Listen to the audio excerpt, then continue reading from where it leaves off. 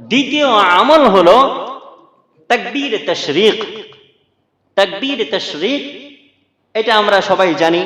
আমরা যখন ঈদুল আজহার মাঠে আসি বা যখন আমরা ৯ম তারিখে ফজরের নামাজ পড়ি, ফজরের নামাজের পরে আমরা এই তাকবীরে তাশরীকটা বলি। তাকবীরে তাশরীক হলো আল্লাহু আকবার, আল্লাহু আকবার, লা ইলাহা ইল্লাল্লাহু ওয়াল্লাহু আকবার ওয়ালিল্লাহিল হামদ। তাকবীরে তাশরীকটা আমরা ভালোভাবে শিখে নিই। অনেকের এই তাকবীরে তাশরীকের ভিতরে একটা ভুল হয়। ভুলটা কি? আমরা তো বলি আল্লাহু আকবার, লা ইলাহা ইল্লাল্লাহু, এরপরে আল্লাহু আকবার আবার বলি, কিন্তু এরপরে আল্লাহু আকবার না, এরপরে হলো ওয়াল্লাহু আকবার। ভালো করে খেয়াল করবেন, আল্লাহু আকবার, আল্লাহু আকবার, প্রথম দুইটা আল্লাহ, এরপরে লা ইলাহা ইল্লাল্লাহু, এরপরে ওয়াল্লাহু আকবার, আল্লাহু আকবার না, ওয়াল্লাহু আকবার, এরপরের আবার দুইটা আল্লাহু আকবার ওয়ালিল্লাহিল হামদ। আমার সাথে সাথে সবাই একবার পরে মস্ক করে দিই আপনাদের, একবার বলেন আল্লাহু আকবার, আল্লাহু আকবার, লা ইলাহা ইল্লাল্লাহু ওয়াল্লাহু আকবার ওয়ালিল্লাহিল হামদ। এটা হলো তাকবীরে তাশরীক।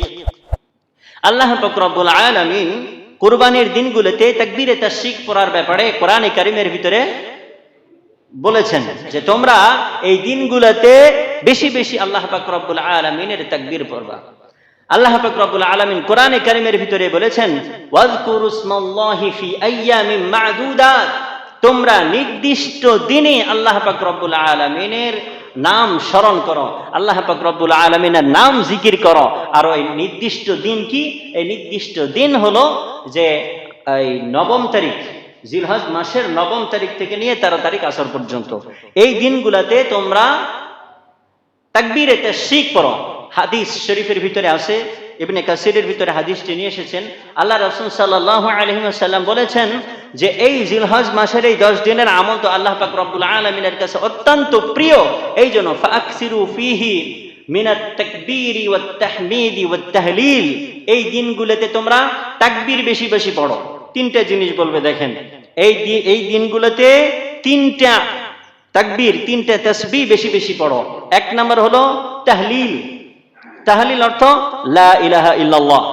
২ নাম্বার হলো তাকবীর, তাকবীর অর্থ আল্লাহু আকবার। ৩ নাম্বার হলো তাহমিদ, তাহমিদ অর্থ আল্লাহর হামদ করা। তো হাদিস শরীফের ভিতরে এই তিনটে বিষয় বলা হয়েছে।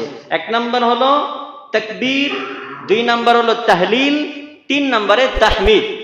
এই তিনটাকে মিলাইয়া আল্লাহু আকবার, লা ইলাহা ইল্লাল্লাহু ওয়াল্লাহু আকবার ওয়ালিল্লাহিল হামদ, এই তিনটাই এই তাকবীরে তাশরীকের ভিতরে রয়েছে। সুবহানাল্লাহ, এই তিনটাই রয়েছে। তো আল্লাহ রাসূল সাল্লাল্লাহু আলাইহি ওয়াসাল্লাম বলেছেন যে এই দিনগুলোতে তোমরা তাকবীর, তাহলিল এবং তাহমিদ, আল্লাহর প্রশংসা, আল্লাহর বড়ত্ব এবং আল্লাহর একত্ব, এই তিনটে জিনিস বেশি বেশি করবা। ১ নম্বরে হলো আল্লাহর একত্বটা ঘোষণা করবা, লা ইলাহা ইল্লাল্লাহ, আল্লাহ এক। আল্লাহর বড়ত্ব ঘোষণা করবা, আল্লাহু আকবার, আল্লাহ সবচেয়ে বড়। আল্লাহর প্রশংসা করবা বেশি বেশি, আলিল্লাহিল হামদ, সমস্ত প্রশংসাই আল্লাহর জন্য। তো আমাদের তাকবীরে তাশরীকের অর্থ আমরা বুঝতে পারলাম, জানতে পারলাম। তো এই দিনের দ্বিতীয় আমল হলো তাকবীরে তাশরীক পড়া। তাকবীরে তাশরীক আল্লাহ পাক রব্বুল আলামিনের কাছে খুবই প্রিয় একটা আমল, খুবই প্রিয় একটা আমল। এই জন্যে হযরতে ওমর রাদিয়াল্লাহু তাআলা আনহু এবং হযরতে আবু বকর, হযরতে আবু হুরায়রা রাদিয়াল্লাহু তাআলা আনহু, উনাদের জিন্দেগির আমল ছিল যখন নাহারের দিন আসতো, ইয়াউমে আরাফা আসতো, কুরবানির দিন আসতো, ওনারা কি করতেন? ওনারা বাজারে বের হয়ে যাইতেন। বাজারে গিয়ে মানুষের সামনে আল্লাহ পাক রব্বুল আলামিনের বরত্ব প্রকাশ করতেন, আল্লাহ পাক রব্বুল আলামিনের একত্বতা ঘোষণা করতেন, আল্লাহ পাক রব্বুল আলামিনের প্রশংসা করতেন। আল্লাহু আকবার, আল্লাহু আকবার, লা ইলাহা ইল্লাল্লাহু ওয়াল্লাহু আকবার ওয়ালিল্লাহিল হামদ, এইভাবে তাকবীরে তাশরীক বাজারে গিয়ে আদায় করতেন। হযরতে ওমর রাদিয়াল্লাহু তাআলা আনহুর তাকবীরের সাথে সাথে বাজারের দোকানীরা তারাও তাকবীর বলা শুরু করে দিত। শুধু বাজারের দোকান কুরবানিরা নয়, বাজারে যতগুলা লোক ছিল, যতগুলা লোক থাকতো, হযরতে ওমর রাদিয়াল্লাহু তাআলা আনহুর তাকবীরের সাথে তাকবীর বলা শুরু করে দিত। পুরা বাজারটাই আল্লাহ পাক রব্বুল আলামিনের তাকবীরের ধ্বনিতে আকাশ বাতাস প্রকম্পিত হয়ে উঠত। সুবহানাল্লাহ। কিন্তু আমরা কি করতেছি? আমরা শুধু ঈদের নামাজে আসার সময়, বাস আসার সময় কেউ পড়তেছি, আবার কেউ পড়তেছি না। এরপরে ফজরের নামাজের পরে, ফজর ফরজ নামাজের পরে কেউ পড়তেছি, কেউ পড়তেছি না। মূল টাইমেই আমরা পড়তেছি না। যে জায়গায় আমরা ঈদের নামাজের পরে পড়ব, আমরা ঈদের নামাজের পরে গোশত কাটাকাটি নিয়ে ব্যস্ত হয়ে পড়তেছি, জবাই নিয়ে ব্যস্ত হয়ে পড়তেছি। জবাইয়ের সময় শুধু একবার হুজুরের সাথে বিসমিল্লাহি আল্লাহু আকবার পড়ে শেষ, আর তাকবীরে তাশরিক করা নাই। অথচ হযরত ওমর রাদিয়াল্লাহু তাআলা আনহুর আমল কি ছিল? হযরত আবু হুরায়রা রাদিয়াল্লাহু তাআলা আনহুর আমল কি ছিল? ওনারা তো তাকবীরে তাশরিক বাজারে গিয়েও করেছেন।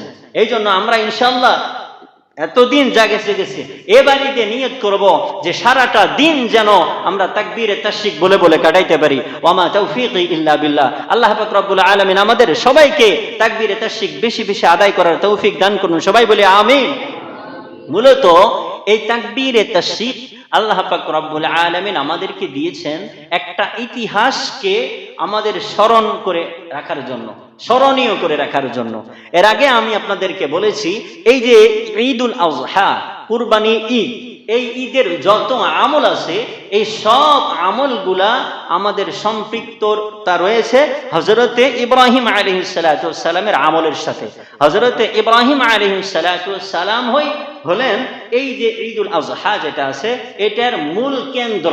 দেখেন আমাদের সব এই ঈদের সব আমলই হযরতে ইব্রাহিম আলাইহিস সালাতু ওয়াস সালাম ও ইসমাঈল আলাইহিস সালাতু ওয়াস সালামের আমলের সাথে যায় মিলে। আমরা কুরবানি করি, এটাও তার সাথে যায় মিলে।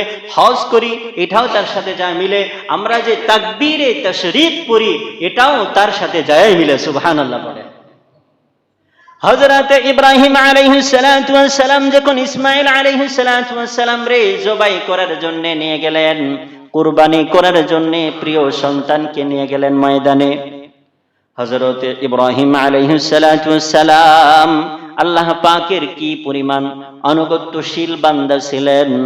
গত জুমআয় আপনাদের বলতেছিলাম যে হযরতে হাজরাকে রেখে শামের দিকে যায়, আল্লাহর অর্ডার হয়, সঙ্গে সঙ্গে ইব্রাহিম আলাইহিস সালাম রওনা দিয়ে দেয়।